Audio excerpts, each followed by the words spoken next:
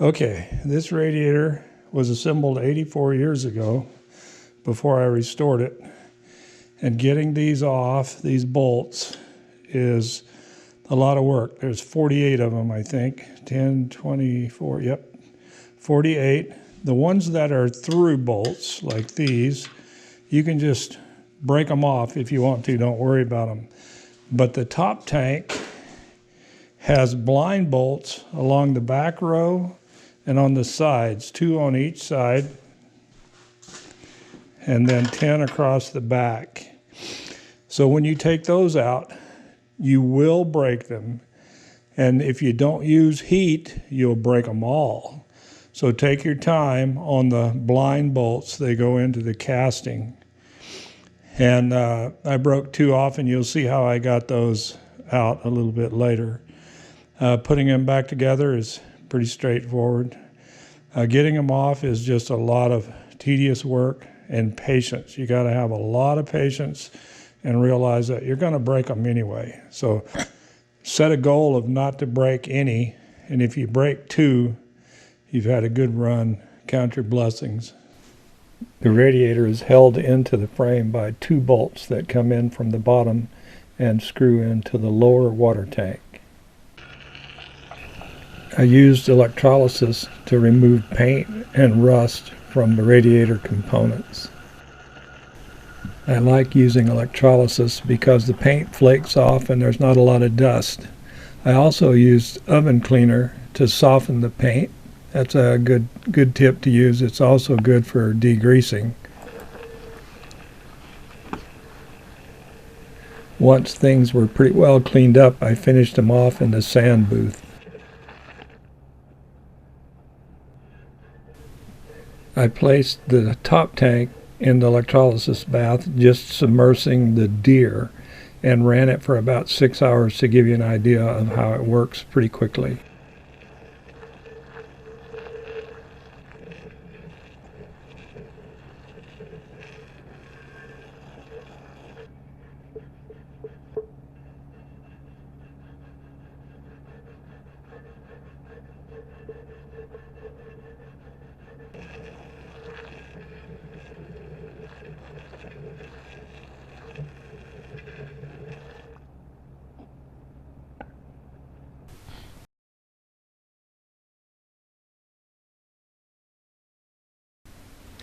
Using MAP Pro gas, I was able to remove the first bolt pretty easily.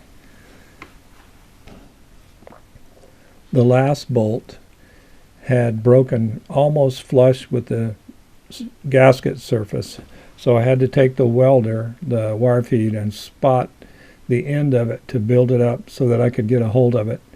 It still took several days of patience and heat and penetrating oil to get it to come out. It tested my good humor for many hours. Once all the bolts were out, I chased the threads with a tap.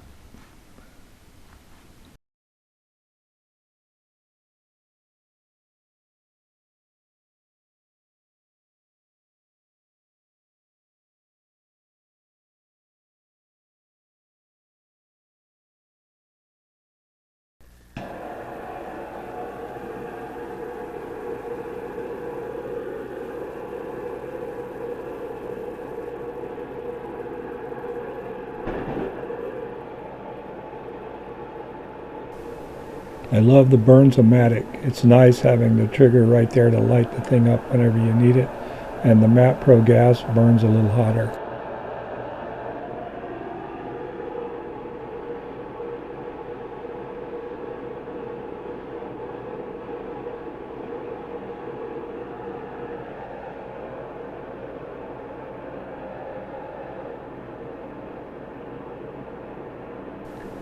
The cast iron tank is quite a large thermal mass, so it takes a little while to get it heated up. Take your time and get it good and hot.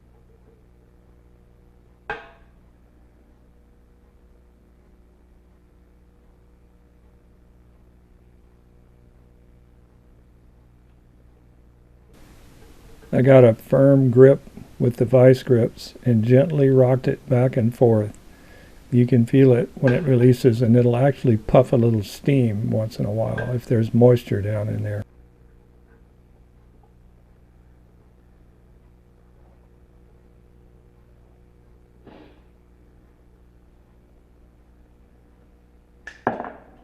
That was the easy one.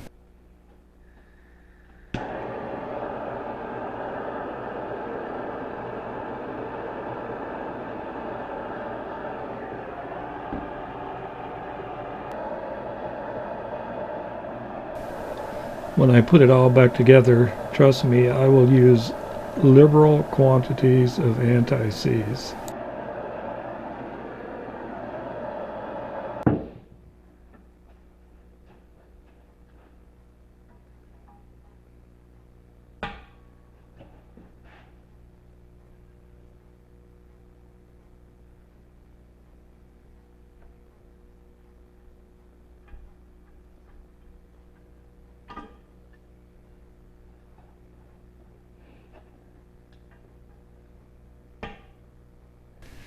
At this point, the vice grips couldn't get a hold of the little bit that was remaining, so I got the MIG out, the wire feed, and I dotted the end of it 3 or 4 times and built up enough to get a good grip on, kept working it, and finally got it out.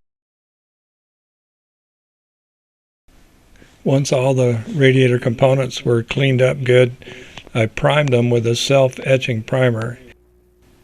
If you don't have self-etching primer, you can use phosphoric acid to etch the metal, preventing the oxygen from reaching the steel below.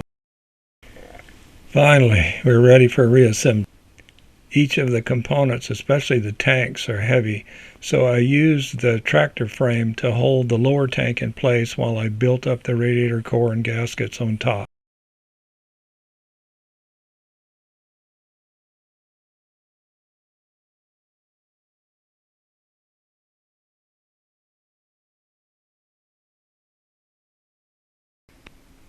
Place a piece of cardboard over the delicate copper fins on the radiator core while you're tightening the bolts in case you slip.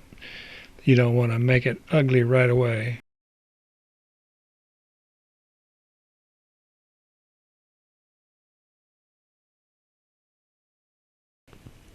I aligned the mounting holes and used a 15/16 wrench to tighten down the lower tank.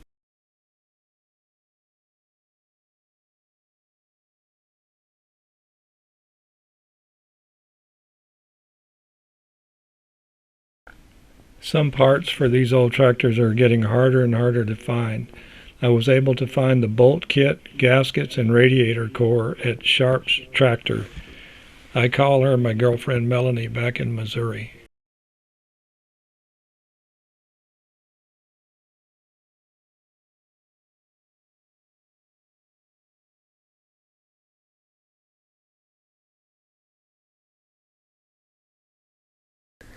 I dry fit all parts to make sure I was still on track, added the black magic, and put her together.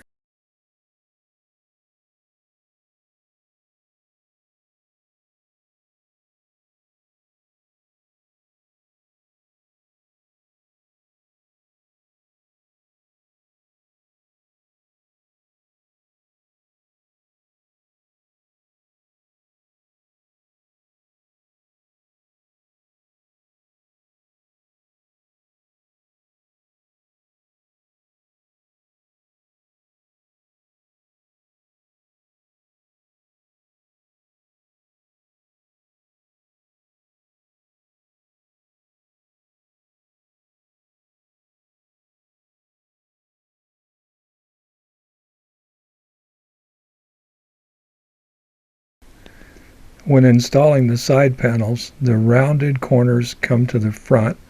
The double holes go to the back to attach the shroud for the fan. The single holes on the front, top and bottom, are for mounting the shutter. Align all the through holes with a drift pin and insert all the bolts before tightening. Make sure they're all in place before you tighten.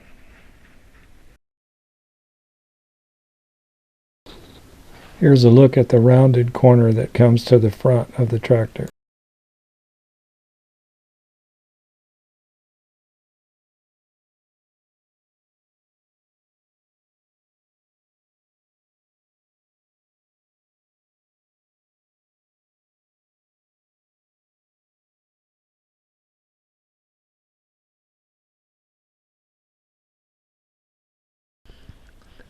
Use a 1/2 inch open end on top and a 9/16 open end on the nut on the bottom.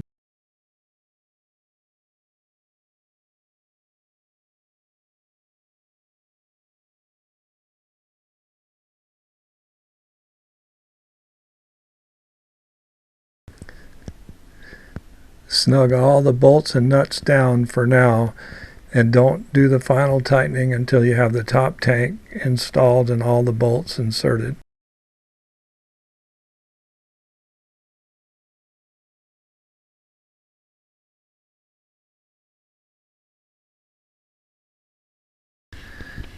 Install the gasket and the top tank. Now the only thing left to do is make it pretty.